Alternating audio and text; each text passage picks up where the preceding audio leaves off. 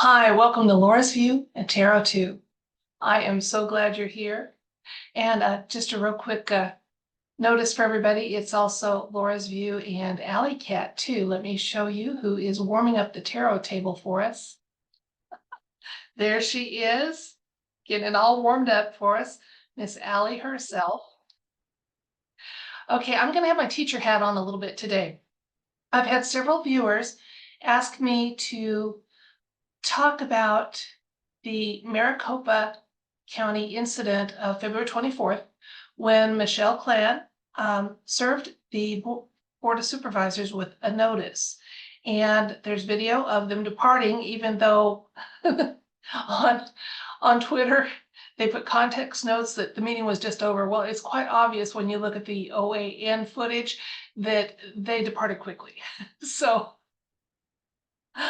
I'm going to take you to a compilation, discuss a little bit about what's going on here, and then we're going to see if the universe has some insights for us moving forward. Okay, now as I understand it, what Mikki did was going into like a phase 2. That was surprising to even her that it was necessary to do. Back when the face diapers were being opposed, there was information that was disseminated that showed parents how to stand up to their school boards and public servants, their cities, their states, and confront them about those policies, because they were practicing medicine without a license, basically, and several other crimes and misdemeanors. So now, during that process, the first step was a Freedom of Information Act, when they asked every single public official, and there was 3 items that they have to provide if they're requested: their oath of office, their surety bond, and then their liability policy. Now, what they found out was across the country, even though they were able to show that they had justification to make a claim against surety bonds, they were unilaterally dismissed. And then they found out why. They started looking at the oaths of office and discovered that even though all these officials had signed an oath of office, it wasn't one to we the people. It was to a foreign corporation. She doesn't specify which one. I'm suspecting probably in the British area. So now in phase 2, they're asking them to prove that they serve we the people. So let me take you to my compilation, and I'm going to also show you one spot that I looked at and tried to add to my compilation, and Facebook wouldn't allow it. I will encourage you, if you're interested in it, to pause my video and make a note of that address, okay? So here we go. And I know I didn't say it earlier, but I'm really glad you're here. Okay, so here's my compilation. This is just a screenshot of a 5-minute, 34-second video that you can see here that is available on X. Okay, now, Mikki Klann references Bonds for the Win for where you can find out the 3-step process that she enumerates, and I gave you a little background on. Okay, there is an OAN interview here with Mikki Klann. When I tried to add this rumble.com interview, I was not allowed to share it with you. So again, if you would like to pause the video and note that on Rumble, when I went to MC² 2 to look at this video, which lasts over an hour, it goes in depth with Nino Rodriguez, it wasn't allowed to be added to the compilation. Oh well, we find workarounds, don't we, for sharing information. Okay, now what the viewers that emailed me about the topic said this sure seemed like a tower moment for the Maricopa Board of Supervisors. If you're not in the United States, you need to understand that we have 50 states, and those states are divided up into smaller parcels usually called counties. In Alaska, they're called boroughs. And so there'll be a board of supervisors over each of those. So I don't want to do a read that's specific to that one county, even though it's the largest one in Arizona with 4.5 million people. When I have people watching from all over and not always in the United States. I have Canadian viewers and British and South African and Norwegian. And if I left anybody out, I apologize. I know I've even got some little small islanders that contact me and let me know they watch my videos. So I just like to ask the universe. I do think that this process may work, for example, up in Canada, not just the United States. So I don't want to limit it to just what's going on with Maricopa County. You know, how are they going to, was this a tower moment for them? That's kind of an easy question. I would like to ask the universe if this incident on February 24th that was started or made, moved forward with Mikki Klann's influence and presentation, to ask the Board of Supervisors to, it gives them an opportunity to make some corrections and address things, and in other words, not avoid issues anymore. Is this process going to empower people to get more comfortable with using common law remedies against draconian, unelected, or unauthorized parties? Because if someone is not acting as a public servant when that's what they are, and calling themselves an elected official and acting like they rule over us instead of serving us, it gets a little tricky. And that's kind of that's the mentality they want we the people to have. So I'm going to ask insights and information, especially about the empowerment possibilities of pursuing these common law remedies. So let's see what the universe has to let us know about this. Like I said, it's almost too easy to ask, was this a tower moment for Maricopa? Obviously it was, but is this going to pave a pathway for information and action for we the people to address things like mandates, like selective enforcement, like so many of the issues that confront us that we go, this isn't right, this can't be constitutional, this can't, what can I do? So are we being shown some good ways that we can find out what we can do? I'm going to change the camera. We'll let you watch me work with the cards, and we'll see what insights the universe wants us to know.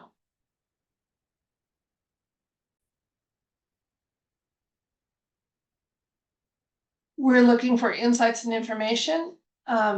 Do the actions that were set forth by Mikki Klann in that February 24th Maricopa County Board of Supervisors meeting provide some valuable insights on ways to move forward and to instigate some common law remedies to admiralty law overreach? Let's see what the universe wants us to know. So there's a yes or no element to this, and then insights and information.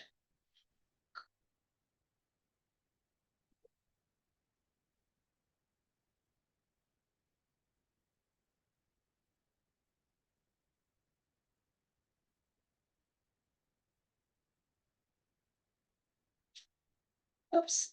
I'm going to assume the whole deck is upside down, which tells you that I don't peek at the cards before I work with them, because the first one was upside down. If it's not, then we'll read it as it stands. So we have Page of Cups. Yeah, the whole deck was upside down. Then we have Two of Wands, the Empress, feminine energy. Okay. We have the Eight of Cups, the 10 of Wands, Page of Swords, and 9 of Cups. Okay, I'm going to share with you some of the insights that I'm getting from the cards, and then we'll look at elements in the cards that lead me to say it. First of all, just as a reader, when I notice that there's more than one page, pages are very energetic. So right away, we're getting a tip from the universe that if you're willing to put a little energy into whatever you're wanting here, you're going to get some results that are pretty satisfactory. So let's look a little more in depth here, because we were asking, was this a way forward for people to use this information? And remember, in my compilation there, I gave you a link to that Bonds for the Win. So you can check out that site for yourself and see if there's an issue in your own community that you want to start taking some action on. And just know that you have the right to ask any official for their oath of office, their surety bond, and their liability policy. And then inspect that oath of office very carefully and make sure that their oath of office is to we the people, or their surety bond is null and void, which makes them personally responsible. Okay. For any issues that they're found to be in opposition of the law on. It's pretty interesting. Okay, and we want to break it down into bite-sized chunks where people go, I can do that. I can ask for those 3 things. I can write up a letter of intent, especially since they gave us some templates to use. Yeah. So let's see what we're getting here with the divine feminine energy in the recent past. Yes, this is kind of indicating Michelle Klann, her action, and those of the Bond for the Win people, that it's because of their values and commitment and just that divine feminine energy that says, don't harm our children, don't mandate, don't take away our parental rights to make decisions and medical choices for ourselves, for our children especially. Very strong nurturing energy kind of over this whole situation. So, and understand that when I say feminine energy, I'm not saying female, I'm saying feminine, because men and women have some measure of both types of those energies in them. What we're shooting for, though, is a balance. And traditionally in our world, we've had it out of balance with not enough divine feminine offsetting some of the harshness and issues that come from having imbalanced energies. Now, in the I'm laughing at this because the 8 of Cups kind of talks about turning away, and the Maricopa Board, they really turned away from that situation, didn't they? They got their heads together. Look at that. You're going to see on platforms like Twitter that rebuttal that, oh, the meeting was just over. Watch that 5-minute clip from OAN. It showed them departing hastily. Absolutely. Okay, and we're going to be able to look at situations in a new way. We're getting some tools that can be used, that can be useful. This card indicates a pleasant surprise. So it's an empowerment possibility that's out there, not just for Maricopa County, not even just for the United States, but possibly other countries as well, especially those that have that division between admiralty law and common law, law of the land, law of the sea, and want to get back to law of the land. So let's look at the near future. Got 10 suggesting an ending of something. And I think that it's the ending of acting with impunity of these officials who don't have a valid oath of office to we the people, who overstep and overreach and assume that they can do it without repercussions and backlash.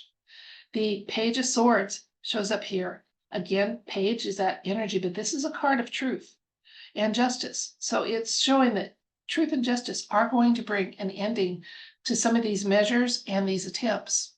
So I like that. And again, the other insight is, if this is followed through, even not nationwide, but just, in specific places where people have the ability and the will and the follow through to take some action and make some claims as we the people, it's going to be really a satisfactory ending for them. Absolutely. I'm going to get a couple more cards. Yes, there you go. I think his name was Charles that said, wasn't this a tower moment for Maricopa?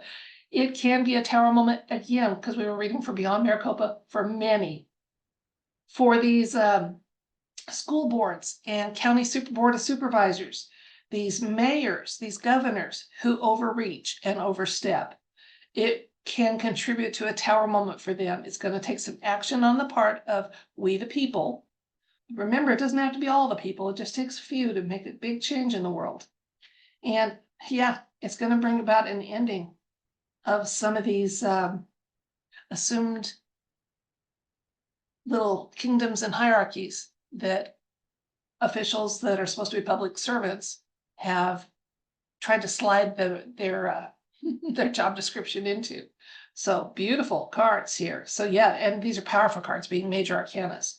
So yeah, it is important. And I'm glad to put a little energy into spreading the word a little further. Let's recap. On the 24th of February, the Maricopa County Board of Supervisors was confronted by Mikki Klann, and that confrontation and their subsequent abrupt leaving of the the chamber has made a lot of news. And so we looked at that a little closer and said, okay, what does this really mean? And Michelle, in her interview with OAN, and I assume in the interview with David Nino Rodriguez, she talks about how back when there were mandates about face diapers, how those were changed was through a process of asking elected officials through the Freedom of Information Act, FOIA, to provide their oath of office, to make sure they have one signed, their surety bond, and their liability policy. That was step one. Step two, they sent those officials a letter of intent. And the Bonds for the Wind side apparently has some templates that help that process for the letter of intent, telling officials where they have overstepped and overreached and what the consequences of that can be if a correction is not made. If a correction is not made, then they can do a claim against the surety bond. Well, what Michelle found out was all those surety bonds were getting rejected. And then they discovered the reason why. Every single one of those oaths of office that they examined, that they had tried to do a claim against, was not signed in service of we the people, but a foreign corporation. She didn't specify which one. I have my guesses, but that was the important point. So when this happened on February 24th, she's going back and saying, prove that you have an oath of office to we the people. You have so many days to correct this, or this, and this can be a consequence. Not only that, but you have this amount of time to address concerns that we have raised, and you are a public servant and you have dismissed them and disregarded them, and they need to be addressed. So that's where we stand. And we ask the cards, is this important information that goes beyond Maricopa County for showing people ways to use common law, which is law of the land, against admiralty law, which has been kind of foisted on us, and we've been acting under that and not the law of the land for so long. And so we got a situation, was nice surprise that that this information getting out there, these protocols being kind of made easy to understand and follow through with, is going to result in some very pleasant surprises. Okay, it's going to create actually a brand new way of, again, and this fellow is looking out over some land, the return of the law of the land, or common law. It's going to help in that process. Now, the near future showed that they're coming to an ending. Yes, an ending that takes a lot of hard work. So you do have to put that footwork in, folks, in your communities. If your kids are worth it, do it. If your freedom is worth it, do it. If you don't want to be locked down again, if you don't want to have to wear face diapers again, if you don't want to have protocols foisted on you or added to your produce and your grocery items, you might want to invest in a little action there, especially when it's made easy to understand. Here's step one, here's step two. Then you go to step three and you have the right to do it. And so truth card shows up in the near future.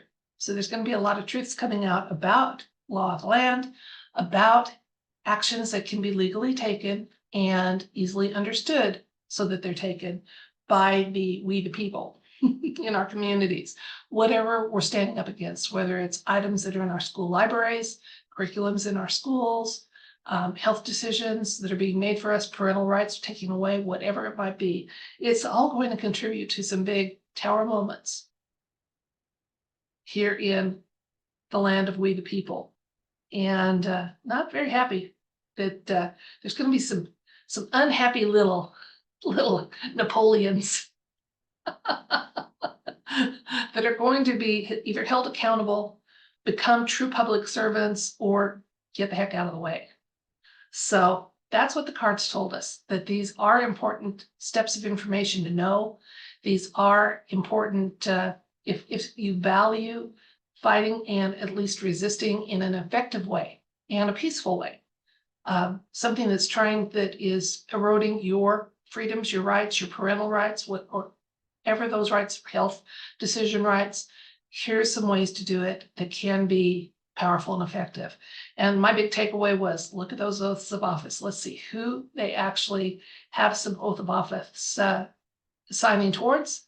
And if there's none that are valid, I know there was a big hullabaloo, and I did a read on it a couple months ago, that so many in 46's administration have tried to avoid some accountability by not signing one at all, knowing that then makes them personally responsible for their actions. I think that's important information to have at your fingertips too. So let's hold those toes to the fire. Let's hold them accountable for their actions.